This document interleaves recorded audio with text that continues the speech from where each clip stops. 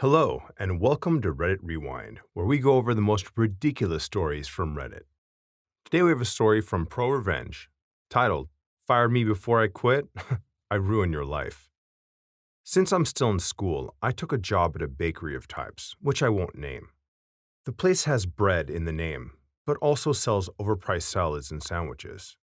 I worked there for close to a year, where I had this boss named Betty, not her real name, of course. Betty and I didn't get along whatsoever. She had gotten the previous general manager to quit because she had an affair with him and threatened to tell his wife if he didn't leave. He quickly left the job and she was promoted to the position. I didn't like her, but I have to respect the dedication to be a general manager of a small-ass store. When I first started working there, I was respectful, but she would do things that would get on my nerves. For instance, I would clean all the places I would be hired to do, and once I was done and relaxed for maybe 5 minutes, she would run out of the manager's office screeching, "Why aren't you working?" I would tell her, of course, I did my job, and as a cashier, if nobody is there to help, then I didn't have anything to do. She would glare at me, and then I would see her accidentally drop an entire pot of brewed coffee onto my freshly mopped floor for me to clean. So I learned quickly to always look busy. Once she realized I wasn't going to kneel and kiss the ground she walked on, she started dropping my hours. The store ran on a Game of Thrones type politics for who got promotions and raises. Somehow, all her friends were managers and would bully the rest of us. She was barely at work. She would drive to my job and clock in just in case corporate decided to check her hours. So she was essentially stealing hours. When you clocked in, it printed out a small piece of paper telling you clocked in. She would just drop them on the floor for me to clean up. I would usually pick them up and stick them into my pocket.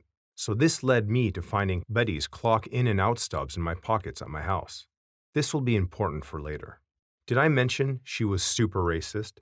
She was white, and most of the staff were my fellow high school peers, who were all mostly POC. One day at work, she walked out and told us, "When you're on the clock, I own you."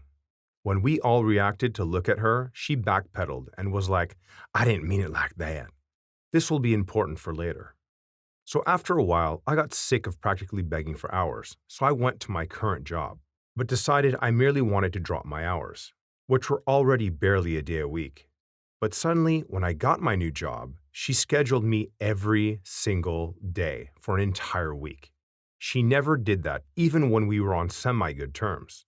So I obviously told her that I had a new job and couldn't do this. After that, I went home and called my friend who was still working there to tell him I was going to quit tomorrow. He had a bad habit of putting his phone on speaker when he's cleaning at work, so Betty overheard this, obviously.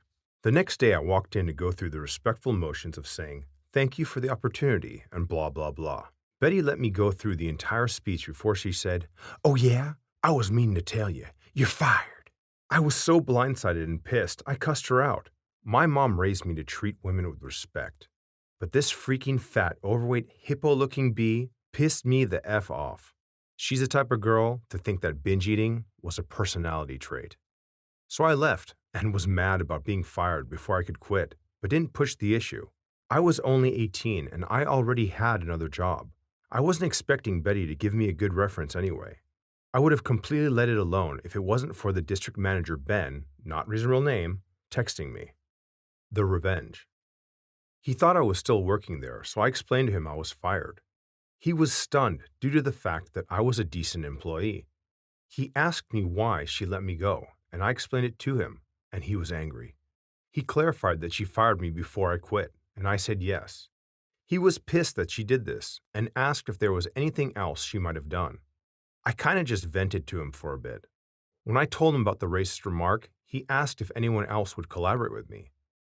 I forgot to mention that she slowly fired and forced people to quit and replace them with her friends and family, which according to company policy, she couldn't do. Something about conflict of interest. I asked all the people who were working that day if they could, and a few said they would say they did. But one did even better. My coworker Andy is convinced he's the next big vlogger, so he always has his phone out or just using audio recordings for hours for a chance to catch a funny clip. I've watched his content, and let me say, it's just super cringe. But turns out he labels each recording by day and times. So when he checked, he found her making racist remarks. I got a brilliant idea with my other fired or coworkers forced to quit. We decided to scour Andy's recordings. We found great moments of Betty saying controversial things or just being nasty. Like once, a guest sneezed on baked pastries and then a coworker told her. She laughed it off and said nobody would know. But this wasn't enough for me. I try to avoid conflict, but when I'm in a situation, I'll follow it through. I looked her up on Facebook and found that she was married. Nobody knew this. So when she had the affair with the other manager and basically blackmailed him, she was also married and cheating. I don't think anyone ever cared enough to find out because she was a nasty old lady. So I found the old manager's Mark Facebook and found out he and his wife were separated. Turns out, even after he quit, Betty was still trying to blackmail money out of him. When he didn't, she told his wife anyway, causing his wife to divorce him and basically leave him to go back to live with his parents. I did some research, and in my state, blackmail or extortion is a third-degree penalty, which has a max of 7 years in prison with a fine of over $10,000 to the victim. So I told the old manager what my plan was for her. He agreed to call the cops on her, but I asked if he would wait until I finished my part first. He said he'd give me a week. So I met with District Manager Ben and showed him all of our evidence, the recordings and the written statements from my other ex-coworkers and people who were still working there. I also gave Ben the slips of paper when Betty clocked in and left and returned 8 to 10 hours later to clock out. Ben thanked me for the information, and then I left. A few days later, while walking past the store, I noticed it was closed in the middle of the day. I texted a guy who still worked there, and he told me everything. Turns out, Ben first checked the security cameras to see if she was there for the full time she claimed to be. Big surprise, she wasn't. So Ben decided to investigate the store's expenses, since if she's lying about her time, what else could she be stealing? He found out she was stealing money from the store. Guy didn't fully explain how she was, but just that she was. Turns out, she was breaking a lot of health and safety codes and used the money for repairs and etc. for herself. So she was fired immediately, along with all of her minions, and they left barely anybody to run the store. They shut down to clean up the store and fix things she didn't make. So she's out of a job, and Mark told her husband with photo proof, granny nudes, I know, ew, that she cheated on him. But Mark phrased it so it seemed like she still was. So Betty's husband flips out and decides to divorce her, and Betty is the type to post everything on Facebook. So she's begging someone to let her stay, but all her friends and family totally bailed on her. So she was living in her car looking for a job. That's when Mark decides to sue her for extortion. So she scrambles to find a lawyer, and to make it even worse, the company decided to sue her for all the money she stole, and plus all the repairs and lost revenue while the store is closed. She had to sell her car for drastically under what it's worth to pay for all the legal trouble. Mark told me bits and pieces of her crying in the courtroom, but not too much. I was never super close with him. Last I heard of Betty, she was living with her sister who definitely hates her. To think she would have avoided all of this if she just let me quit. Edit. I'd just like to answer a few questions most people have about the validity of this story. First off, I didn't have a good relationship with Betty, so there would be no reason I would ever look her up online.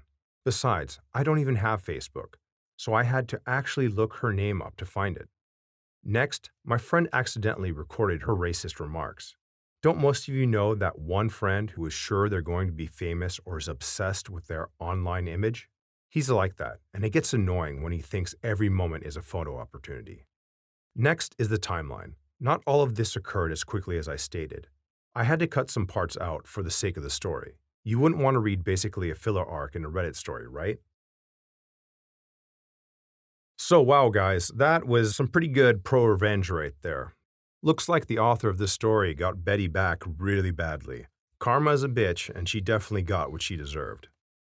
So I picked out some posts from the comment section, and the first one I liked was, "This Betty reminds me of a woman I used to work for. The guy she had an affair with outed his affair to HR.